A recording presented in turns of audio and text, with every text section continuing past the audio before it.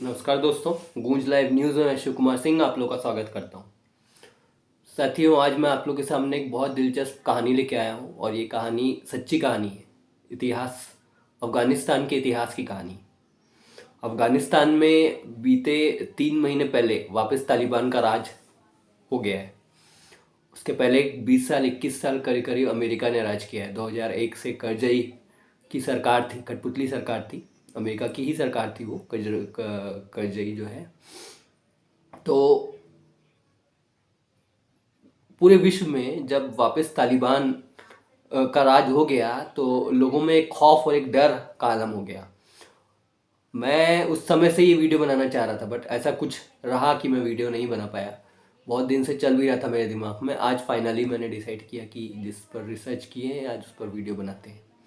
तो आज आप लोग के सामने मैं अफ़गानिस्तान के इतिहास की 102 साल की, पूरे 102 साल की कहानी आप लोग के सामने लेकर के आया हूँ। ये कहानी आज की नहीं है सर, 1919 की है। 1919 में अफ़गानिस्तान में शाह परिवार का राज चलता था। 1990 में, 1990 से 1973 तक करीब करीब जाहिर शाह जो परिवार के पांचवें उत्तराधिकारी थे, उनका राज था और ये आखिरी शासक थे शाह परिवार के। इसके पहले सभी शाह परिवार से ही आते रहे हैं, मतलब ना वहाँ चुनाव सिस्टम ना कुछ किसी प्रकार का कोई सिस्टम था। लोग पूरी तरीके से उकता गए थे, अफगानिस्तान में पूरी तरीके से उकता गए थे लोग कि कब इस परिवार का कब इस परिवार का पूरा तरीके से शासन खत्म होगा, हमारा देश कब एक लोकतांत्रिक देश बनेगा। बहुत दिन से लोग इंतजार कर रहे थे। सन 1973 में जाहिर शाह की तबीयत खराब हुई और इसके लिए उनके जो खास खास लोग थे उन्होंने बोला, उनको सलाह दी कि आप इटली जाओ, इटली जाके ऑपरेशन कराओ। तो वो लोगों के कहने से इटली चले गए अपना ऑपरेशन कराने। इसी बीच में दाऊद खान नाम का उनका एक नज़दीकी था जिसके ऊपर उन्होंने पूरी सत्ता छोड़ के गई थी, जिसके ऊपर पूरा वो सत्ता छोड़ के गया था। उसको बहुत अच्छा एक मौका मिल गया, सत्ता उसी के हाथ में था उस पीरियड में, और उसने सोचा इससे अच्छा मौका नहीं मिल सकता मुझे वापस सत्ता पाने का। तो जिस दिन जाहिर शाह को आना था, वापस आना था, जिस दिन जाहिर शाह आया, सबसे पहले तो उसने अपने साथियों के साथ मिल करके सबको, पूरे परिवार को कैद में डलवा दिया, पूरे परिवार को कैद में डलवा दिया और जनता से डिक्लेयर कर दिया, जनता के सामने, कि अब आज से मैं आप लोग का प्रधानमंत्री हूँ देश का। बहुत हो गया, बहुत हो गया उत्तराधिकारी वाला सिस्टम। अब हमारे यहाँ शासन राजशाही परिवार नहीं चलाएगा, हम चलाएंगे और एक चुनाव सिस्टम चलेगा, एक लोकतांत्रिक व्यवस्था हमारे देश में होगी। हम एक संविधान बना रहे हैं, एक संविधान के तहत हमारा चुनाव होगा और हर 5 साल में पार्टियां चुनाव लड़ेगी और जो जीतेगी वो देश का प्रधानमंत्री हुआ करेगा। लोग बहुत खुश हो गए, लोगों को लगने लगा कि क्या बात है, जिस चीज़ का इंतजार था लोगों को वही चीज़ हुई आखिरकार। और करीब करीब 4 साल 1973 से 1977 तक दाऊद खान का राज रहा। उसके बाद फिर उसके मन में भी उसका राज भी कुछ उसी प्रकार से चालू हो गया जैसे जाहिर शाह का था, और वो भी कुछ इसी तरह से गतिविधि करने लगा। लोग धीरे धीरे समझने लगे। उसने धीरे से एक कानून 77 में बदल दिया वापस, कि बस एक पार्टी रहेगी, वन मैन पार्टी रहेगी, जो भी करेगा मैं ही करूँगा और मैं ही प्रधानमंत्री रहूँगा। तो लोग धीरे धीरे समझ गए कि ये भी वही है, शाह परिवार जैसा। तो बस अंतर ये है कि शाह परिवार से दूसरे के हाथ में आ गया है। तो अब अगली बार लोगों के अंदर रोष धीरे धीरे जगने लगा, लोगों में विरोध होने लगा। विरोध होते होते एक वहाँ पर एक बहुत बड़ी क्रांति चालू हो गई, बहुत बड़ी क्रांति स्टार्ट हो गई, बहुत बड़ी एक। और उस क्रांति को नूर मोहम्मद तारिक नाम का एक व्यक्ति लीड कर रहा था, और उसने पूरे अफगानिस्तान में क्रांति कर दी आखिरकार। लास्ट में उसको शोर क्रांति का नाम दिया गया। और दाऊद खान को आखिरकार अपना इस्तीफ़ा देना पड़ा, छोड़ना पड़ा और वहाँ से भागना पड़ा। फिर नूर मोहम्मद तारिक 1978 में नूर मोहम्मद तारिक के हाथ में सत्ता चली गई और वो वहाँ का राष्ट्रपति हो गया, क्योंकि उसने पूरी क्रांति की नींव रखी थी और वही उनका लीडर था लोगों का, तो उसके हाथ में सत्ता आई। नूर मोहम्मद तारिक ने बोला मैं आप लोग का राष्ट्रपति हूँ। और नूर मोहम्मद तारिक जो था वो उस समय में यूएसएसआर, मतलब रशिया जो आज का रशिया है, उस समय का यूएसएसआर के नज़दीक था। तो उसकी जो भी गतिविधि होती थी, वो जो भी कानून बनाता था, रशिया से पूछ करके या रशिया के हिसाब से बनाता था। धीरे धीरे उसने वहाँ पर महिलाओं को पहले आज़ादी दी। महिलाओं को पहले नियम ये था वहाँ कि छठी के बाद लड़की पढ़ेगी नहीं, तो उसने पहले तो वो कानून हटाया। हर बच्ची को पढ़ने का अधिकार है, बाहर घूमने का लड़की को अधिकार है, पर्दा सिस्टम हटेगा, ये सारा चीज़ उसने किया। तो धीरे धीरे वहाँ जो कठमुतले मुल्ले थे उनकी नज़रों में वो आने लगा, वो नाराज़ होने लगे। और फिर सबसे ज़्यादा लोगों ब्लेम ये लगने लगा कि ये वेस्टर्न कल्चर को बढ़ावा दे रहा है। उसके बाद आखिरी में उसने एक कानून बनाया है जिसके कारण सबसे ज़्यादा वो लोगों की नज़रों में आया। वो कानून था, पैसे वाले जो है वो अपनी प्रॉपर्टी में से अपनी प्रॉपर्टी गरीबों में बांटे, सबको बराबर का अधिकार रहना चाहिए, गरीबों को भी रहना चाहिए। तो इस तरह के जब कानून वो बनाने लगा तो लोगों के अंदर एक रोष आने लगा, पैदा होने लगा। उधर जैसी यूएसएसआर, मतलब रशिया, उस समय दो शक्ति पूरे विश्व में थी, एक यूएसएसआर और एक अमेरिका। एक तरफ यूएसएसआर अफगानिस्तान में दखल दे रहा था, तो दूसरी तरफ ईरान में अमेरिका का दखल था। अमेरिका ने ये बात जैसी देखी कि यूएसएसआर घुस गया अफगानिस्तान में, तो अमेरिका ने एक चाल चली। अमेरिका बोला कि अब वहाँ ऐसे कोई लोग, इस टाइप के लोग ढूंढते हैं जो इसके राज से खुश नहीं है, उसको भड़काना शुरू करते हैं। तो अमेरिका का एक जासूसी संगठन है CIA, उसने वहाँ ऐसे लोगों को खोजना शुरू किया जो लोग उसके इस राज से खुश नहीं थे, जो कट्टर थे। तो उन्हें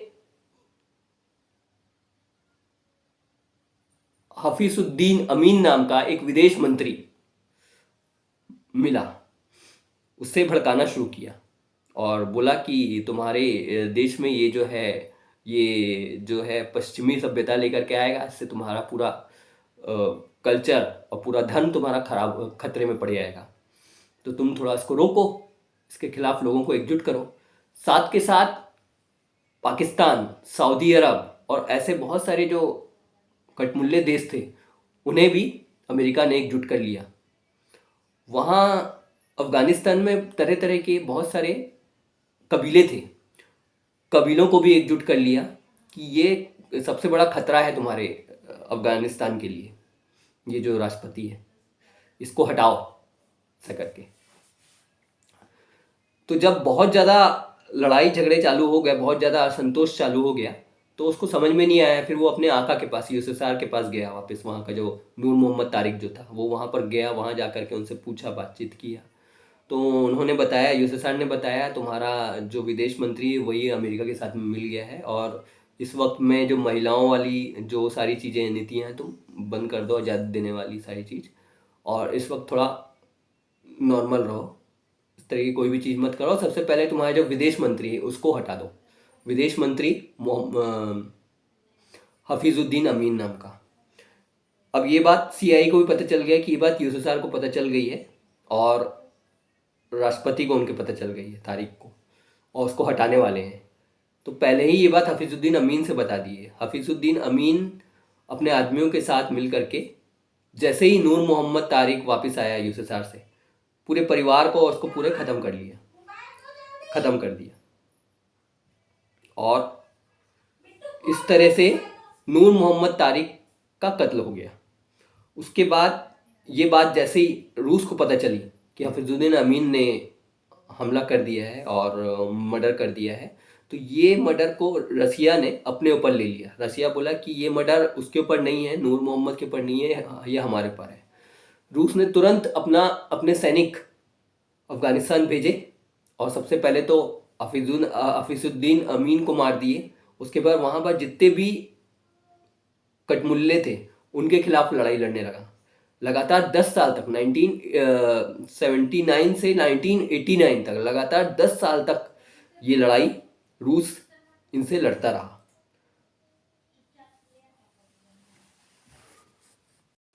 तो इस तरह से साथियों ये लड़ाई रशिया और मुजाहिदों मतलब अलग पूरे पूरे अफगानिस्तान में जितने भी कबीले थे, पूरे कबीले अलग अलग प्रांतों में बटे हुए थे, उनके बीच लड़ाई चालू हो गई। रशिया लगातार 10 साल तक 1979 से 1989 तक 10 साल तक लगातार लड़ता रहा जंग लोग से। अपनी कठपुतली सरकार वहाँ पे बैठा दी। काफ़ी कत्लेआम हुए। उसके अलावा वहाँ अफगानिस्तान में सबसे बड़ी प्रॉब्लम ये थी कि वो पहाड़ी एरिया था। पूरा जो पहाड़ी एरिया था, पहाड़ी एरिया होने की वजह से रशिया को युद्ध लड़ने में चौतरफा दिक्कतें हो रही थी, बहुत सारी परेशानियां आ रही थी। उनके पास उनके प्लेन वगैरह कहाँ उतारे, उसके अलावा उनके अफगानिस्तान की जो ज़मीन है वो बहुत अजीब टाइप की है, तो वहाँ पर लड़ाई लड़ने में काफ़ी तकलीफें जा रही थी। अंत में लास्ट में रशिया ने अफगानिस्तान को उसके हाल पे छोड़ दिया, बोले कि इनका कुछ नहीं हो सकता, छोड़ो। और अफगानिस्तान उस युद्ध को छोड़ के वापस आ गया। इस तरीके से 1989 में अमेरिका और मुजाहिदीनों में सबसे बड़ी बात थी उसामा बिन लादेन, जिसको अमेरिका ने आखिरी में मारा था, सबसे बड़ा दुश्मन, उसको भी पैदा उसी के लिए किया था।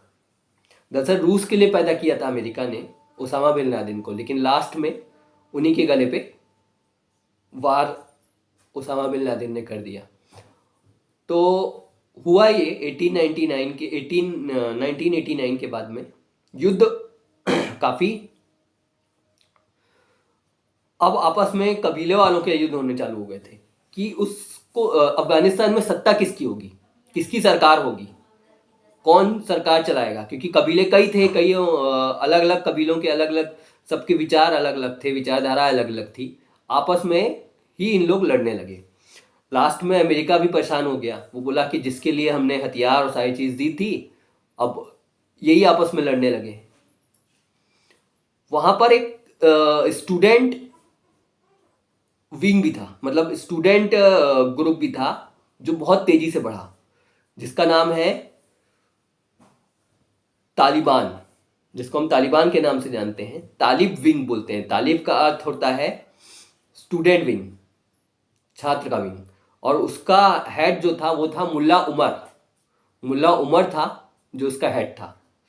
और लास्ट में 1998 में मुल्ला उमर ये जंग आपस में जितने भी कबीले वाले थे उनसे जीतता है।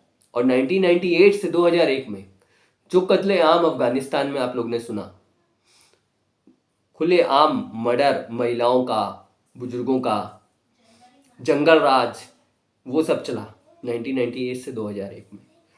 अब 2001 में अमेरिका में 11 सितंबर की घटना घटती है, जिसका आका था Osama bin Laden. Osama bin Laden ने वहाँ टावर उड़ा दिया था अमेरिका में, जिसकी वजह से हजारों लोग की मौत हो गई थी। वहाँ से अब स्टोरी घूमती है, वहाँ से अब कहानी का यू टर्न होता है। दरअसल दोस्तों 9/11 की घटना करने के बाद में ओसामा बिन लादेन को बताते हैं उमर अब्दुल्ला ही उसको, सॉरी, मुल्ला उमर ने उसको छुपाया था। और ये सारी ट्रेनिंग पाकिस्तान ने दी थी, और तालिबान उसका एक प्रकार से कवच था, जिसका खामियाजा बाद में मुल्ला उमर को भुगतना पड़ा। और इस तरीके से 2001 में सस्पेक्ट में तालिबान अमेरिका के आ गया और पहले तो मुल्ला उमर को गिरफ्तार किया जाता है अमेरिका द्वारा, फौजी द्वारा, अमेरिका फौजियों द्वारा।